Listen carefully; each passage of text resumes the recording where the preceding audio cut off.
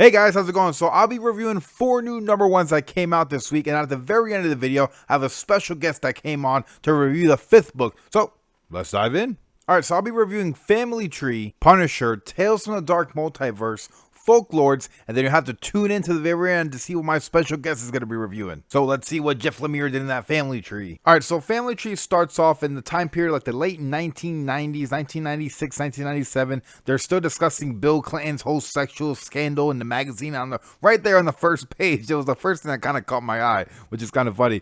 And then there's like a giant name tag, Loretta, and that's the woman behind the cashier. She's a cash register at a grocery store, and the whole story kind of follows her life in a way, and she's kind of saying how this is the day, the moment in time where she realized that the whole world is ended, and she could pinpoint it to the exact moment. And so she's at the grocery store and she's dealing with rude customers, and she's not really in love with her job, as I mean, who could be, I mean, I don't know anyone who loves being a cashier at a grocery store. It's just, it's a job.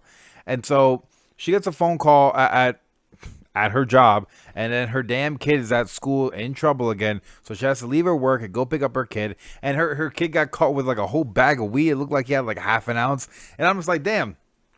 Speaking from like personal experience, the principal don't call your parents when you get caught with a big ass bag of weed. The deputy does, and he usually tells you can pick him up at the Jack Center. Not me. I'm just saying.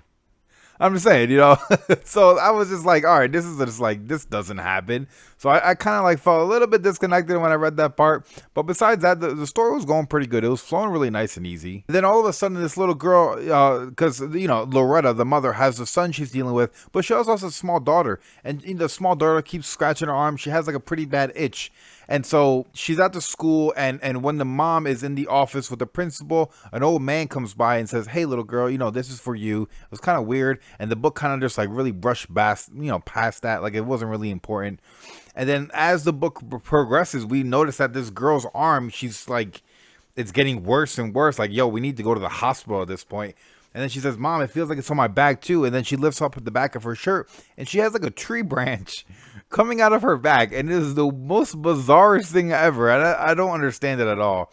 And she says that there's like this cream in my backpack that this guy gave me at the school that it's supposed to help, and so the mother just kind of, I don't know, man. It's like that part, it was a little bit weird to me because I didn't really fully understand until we got to the end of the book where the mother's trying to go to the hospital, and then everything has changed, and there was a car accident. And then these guys who were in the beginning of the book in the grocery store, the book kind of does a full circle. It starts off in the grocery store and ends in the grocery store, which I thought was pretty cool. I like seeing things come full circle, come right around again. And they're about to be attacked by people that were in the grocery store. Like one guy's got an axe, and then boom, that old man that was there with the daughter before comes back at the end, and it happens to be her grandfather. And I guess they haven't seen him in a long time. And he's like, hey, I'm assuming he knows what's going on, and he's there to save them. So, I mean, I'll be looking forward to issue number 2. I wasn't really interested in this.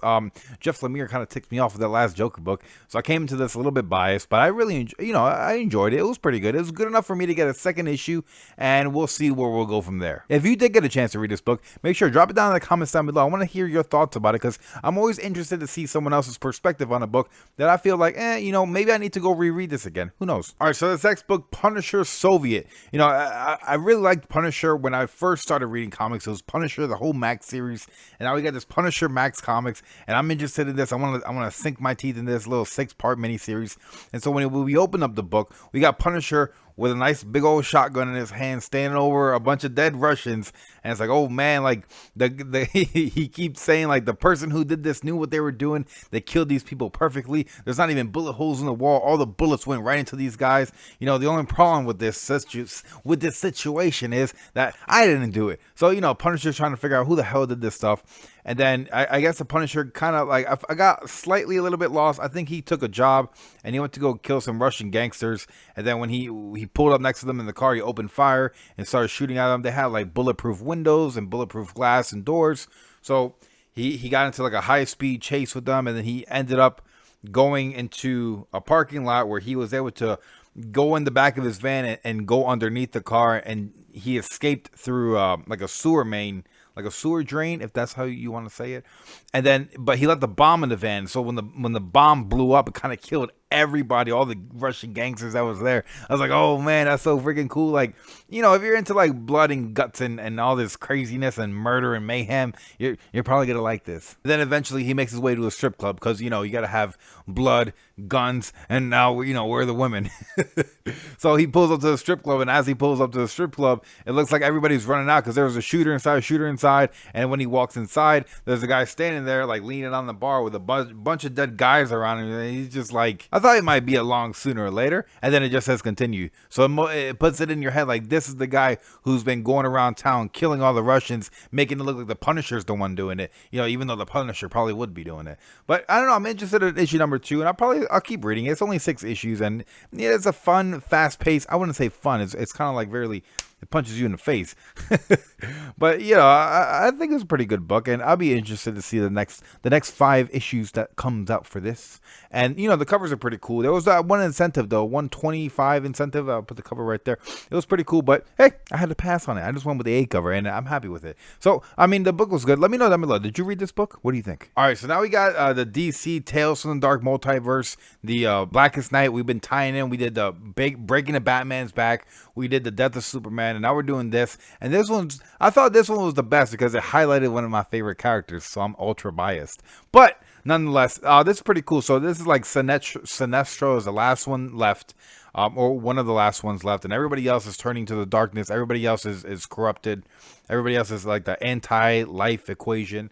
And so the whole premise is Lobo, the bounty hunter, has captured, and if you don't know anything about Lobo, I have a Who Are They video up here, kind of runs over Lobo, does his little backstory and some key issues you might want to pick up. All right, so Lobo is a bounty hunter, and he picked up Dove because she's the only one left to kind of fix everything, and so they have to get to a certain location, and then Sinestro tags along, and it is just hilarious reading this book because Lobo is one of those characters who he can say whatever the hell he wants, any moment in time, any little thing he says, all his little quirky comments. It is just, it makes me like, that's the reason why I love Lobo. And this issue kind of highlights, you know, the personality traits of Lobo. I mean, he is a little bit more gritty in my opinion, and a little bit more mean. And they kind of made him look like he had a little bit of soft spot in this issue, but nonetheless, I was enjoying this. It had Mr. Miracle in there. We had some of the new gods. It was pretty dope. In the book, I don't want to spoil it because it is pretty long, and I do implore you to go out and get this book because it's just like a one shot. It's a pretty good read. But at the end of the book, we have like a new universe made of like a new Big Bang, if you would, and all life is created with Lobo, and there's just like Lobo everywhere. I'll highlight this image right here where we got like a new god, Lobo, and it's just like you got like Lobo monkeys and everything, and I just thought it was hilarious. And I kind of like how they keep going with these one shots, and it's pretty cool because in the beginning of every single story that they drop, they have this Tempest, and the whole Tempest's job is to make sure people's reality, because we got all these parallel universes, make sure that these universes don't intertwine with one another, and anything bad and dark that happens in one universe stays within that universe. So I mean, that's like his job. But you know, I think it's pretty cool because it gets you a different perspective on what if, you know, what could have happened. What if this happened? What if that happened? What if this guy did this and didn't save the world here? Or what if they didn't get to the end of the mission and everything just went to the crapper? So I think, you know, that's a pretty good read. I think you should pick it up. All right, now my top read of this week, and one of the favorite new books that I picked up. I've been highly anticipating this book, this Folklords issue number 1, coming out of Boom Studios. Right away, that A cover kind of like it attracted me to it, and then hearing what the story's about, I went out and I bought the B and the C cover, and I don't typically do that for new books, but I just had to do it for this one, man, and I'm so happy that I did. Anyway, the book starts off, and it's kind of funny because we got this kid, and he's about 18 years old, and he's like trying to get ready. He's late. He's putting on a suit and tie, and it looks like a normal kid, maybe like a businessman almost, or like a kid trying to be a businessman. But then you start looking at the scenery and all the details going around him, and it's like, this picture doesn't add up. Like, this kid doesn't belong in this world. And then he leaves his house, and as he's running through the town, everybody just stops and look at him because he looks like the weirdo running around. You know, that's like if someone was dressed up like freaking Hagrid walking around town. You would stop and you would be like, what is that guy doing? You know, is he cosplaying? You know, so I thought that was kind of cool. And man, the colors in this book really pop. And I don't know, as I was reading this book, it almost felt like I was watching like a movie or a TV show. Like I could see it transpiring into that. There was one scene where he needs to cross a lake or a river, and he needs to give a troll a pie, and the troll is happy, and he rows him down the river. And it's just funny because the troll is his friend, and the troll is blind, you know, so he can't even see the ridiculous outfit he has on. He just knows him based off of his personality, and it's like he likes him for that, and they get along through personality, not through looks. And I thought that was really cool because like the kid doesn't judge the troll on being a troll, and the troll doesn't judge him on being like a businessman in a fairy tale world because he can't see him, you know. So I thought that little back and forth was kind of cool, and I had like a little troll voice in my head. I was reading it. I thought that was I really enjoyed it. So I don't want to spoil the book too much because I if you go and pick out any books that I review this week, let it be this one because this was one that I really enjoyed. Trying to compare it to like a book that came out the same time last year, Middle West, I kind of feel like I almost like this a little bit more than Middle West. And this is going straight to the pull list, and I'll pick up every cover that comes out after this. And yeah, let's move on to the next book. All right, next up, we got Comic Jabroni reviewing this next book. So let's go check out what he's got to say. Yo, Perry, thanks for having me on the show, guys. My name is Edwin, the Comic Jabroni. I'm going to bring you a quick 1 minute to 2 minute review on Fallen Angels issue number 1, written by Brian Hill. Artwork is done by Susan Kudransky. I hope I'm saying that name right. I grabbed the variant connecting covers because I've been grabbing all of those covers. This issue centers around Psylocke, and not the Betsy Braddock Psylocke that we know, but it's actually the Quanon Psylocke. So if you never really knew that there were two different Psylocks, this is kind of going to give you a little bit of insight on that. She is creating a team that's going to go out to the world to defeat this new villain named Apoth. And on that team, she has X-23 Laura Kinney, and she has the new young Cable. She enlists the help of Magneto to try to get off the island. Magneto sends her to Mr. Sinister, and Mr. Sinister does what he got to do. Guys, this issue, artwork is phenomenal, and the story is great. I don't know where to rank it on the Dawn of X titles number 1, but I do have to say, it was better than X-Men number 1. Guys, so until next time, I'm Edwin the Comic Jabroni. Perry, back to you, bro. Peace. Oh, thanks for that awesome review, Jabroni, man. I'm still not picking up no X-Men titles, you know.